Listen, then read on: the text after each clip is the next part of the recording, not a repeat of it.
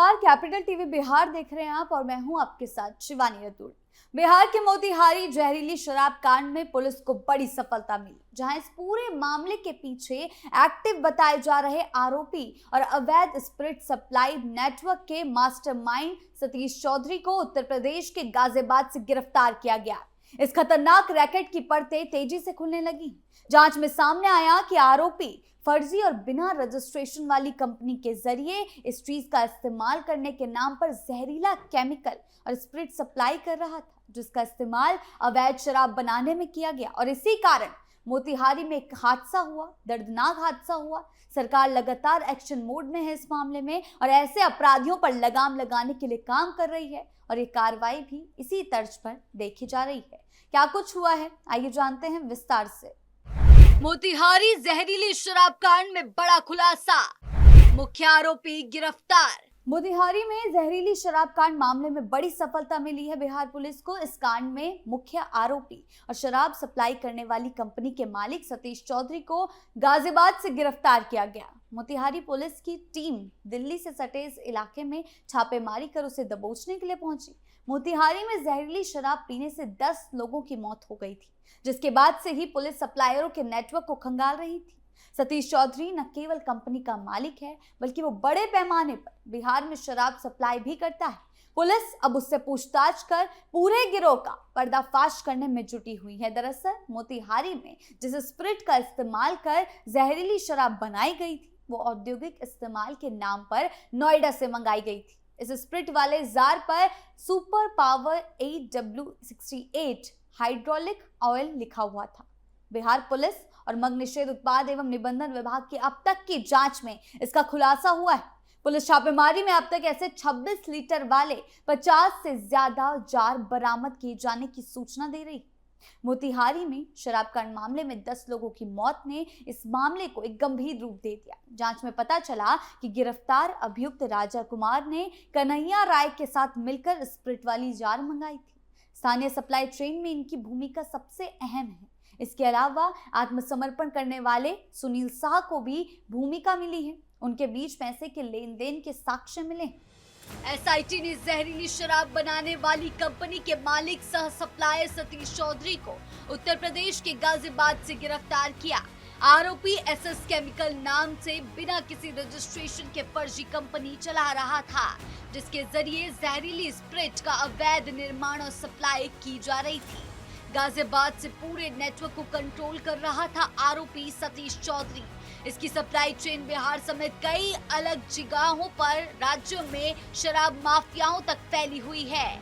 तुरकौलिया थाना कांड संख्या 174-26 के तहत गिरफ्तारी के बाद पुलिस को कई चौंकाने वाले सुराग मिले हैं, जिससे अन्य ठिकानों पर छापेमारी की तैयारी है। इससे पहले पुलिस ने मुख्य सप्लायर लवकुश यादव को कोटवा के सबैया गांव से पकड़ा था, जिसकी निशानदेही पर इस गिरोह के मास्टरमाइंड तक पहुंचा जा सके। सवालों के घेरे में अवैध सप्लाई चेन। मोतिहारी शराब कांड के बाद prohibition and state narcotics control bureau ने गहन अनुसंधान के लिए विशेष एडवाइजरी जारी की। इसमें घटनास्थल से जब्त सारे साक्ष्यों के अभिलेखीकरण सावधानी से तैयार करने का निर्देश दिया गया है, यानी कि चेन ऑफ कस्टडी को, ताकि ट्रायल के दौरान कोई परेशानी ना हो। पुलिस को रजिस्टर अपडेट करने की हिदायत। इसके साथ ही मालखाने के रजिस्टर में उसे अनिवार्य रूप से दर्ज करने को कहा गया है। इससे पहले बिहार पुलिस ने जहरीली शराब कांड को लेकर एसओपी यानी कि स्टैंडर्ड ऑपरेशन प्रोसीड्यूर जारी किया था। सभी जिलों को इस संबंध में आज सूचना संकलन इंटेलिजेंस गैदरिंग कराने और अपने अपने जिलों के थानों में चौकीदारों में और दफादारों को सतर्क करने का निर्देश दिया गया है। कहीं भी ऐसे संदिग्ध जार बरामद होने पर उसकी जांच कराने का निर्देश है। अप्रैल के पहले हफ्ते के दौरान मोतिहारी में इस जहरीली शराब कांड से 10 लोगों की मौत की खबर ने बिहार के पुलिस महानिरीक्षक विनय कुमार ने जो बयान दिया, उसकी पहली लाइन ही चौंकाने वाली थी। मोतिहारी शराब कांड में शराब की जो पूरी खेप थी वो जब्त कर ली गई। आगे उनका कहना था, आरोपियों की गिरफ्तारी हो गई है। ये दुखद घटना थी। बिहार में शराबबंदी लागू हुए 10 साल बीत चुके हैं। इस दौरान बिहार में ऐसी कई घटनाएं हुई जब जहरीली शराब पीने से लोगों की जानें गई। जहरीली शराब से राज्य में मरने वालों की संख्या 400 के करीब मानी जाती, मगर ऐसे मौके बहुत कम आए जब प्रशासन ने तुरंत कार्रवाई की और ये स्वीकार किया हो कि मौतें जहरीली शराब पीने से हुई।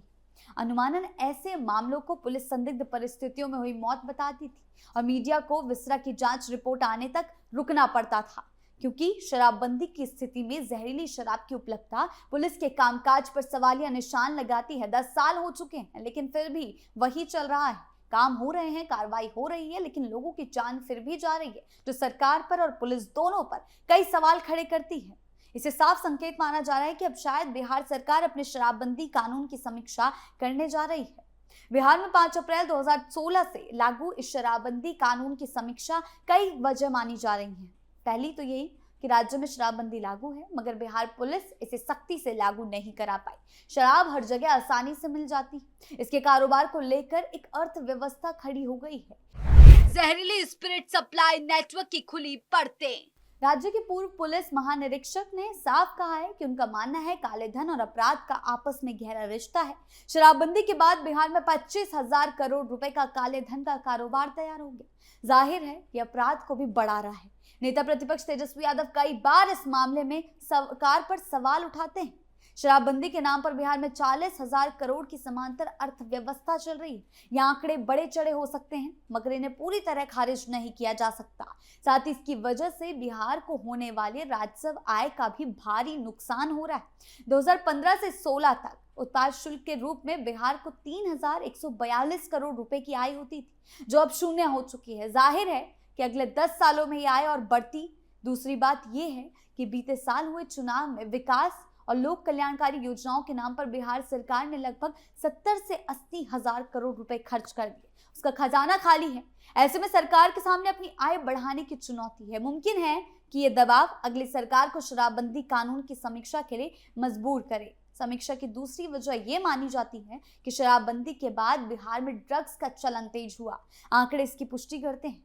2015 में जहां बिहार में सिर्फ 14.37 किलो गांजा, 1.12 किलो हेरोइन और 1.97 किलो अफीम जब्त हुई थी, वहीं 2025 में यह आंकड़ा कई हजार गुना बढ़ गया।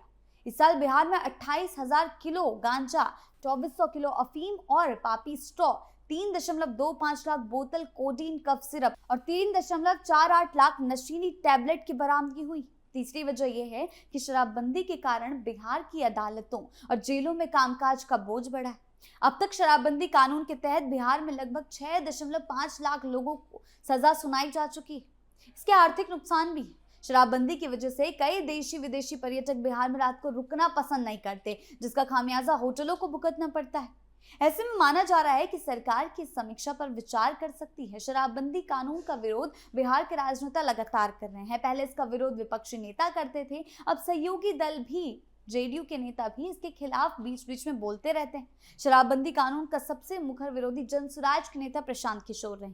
सरकार के सहयोगियों में हम नेता जीतनराम मांझी कई बार इस कानून की समीक्षा की मांग कर चुके हैं। बताया जाता है कि क्योंकि उनके समुदाय मुशहर के लोग पारंपरिक रूप से शराब के कारोबार से जुड़ रहे हैं, इसीलिए ऐसा करना उनकी राजनीतिक मजबूरी है। इस बार विधानसभा चुनाव के बजट सत्र में शराब को लेकर काफी चर्चा हुई। विधान परिषद में आरजेडी सदस्य सुनील कुमार सिंह ने तो यहां तक दावा किया कि वो विधानमंडल परिसर में शराब मंगवा सकते हैं। कांग्रेस विधायक अभिषेक रंजन ने कहा कि अगर सभी विधायकों का ब्लड टेस्ट हो तो शराबबंदी कानून की पोल खुल जाएगी। राष्ट्रीय लोक मोर्चा के विधायक माधव आनंद, बीजेपी नेता लखिंद्र पासवान ने भी पिछले दिनों इसकी समीक्षा की मांग की थी। कभी शराबबंदी के खिलाफ कुछ भी सुनने को तैयार ना होने वाले नीतीश कुमार ने इन टिप्पणियों पर कोई विरोध नहीं जताया। इस मामले ने एक बार फिर यह दिखा दिया कि शराबबंदी के बावजूद बिहार में अवैध शराब और केमिकल सप्लाई का एक नेटवर्क कितना सक्रिय है। हालांकि अब इस मामले में समीक्षा की लगातार बात हो रही है। मुख्य आरोपी सतीश चौधरी की गिरफ्तारी से इस रैकेट की और नई परतें खुली है, लेकिन यह भी साफ है कि ये मामला सिर्फ एक व्यक्ति तक सीमित नहीं है, बल्कि कई राज्यों में फैले बड़े सप्लाई तंत्र से जुड़ा हुआ है। पुलिस और जांच एजेंसियां अब पूरे गिरोह और उसकी फंडिंग और उसके सप्लाई चेन को लगातार उजागर करने में जुटी हुई है। आपकी इस बारे में क्या राय है, हमें कमेंट सेक्शन में जरूर बताएं। धन्यवाद।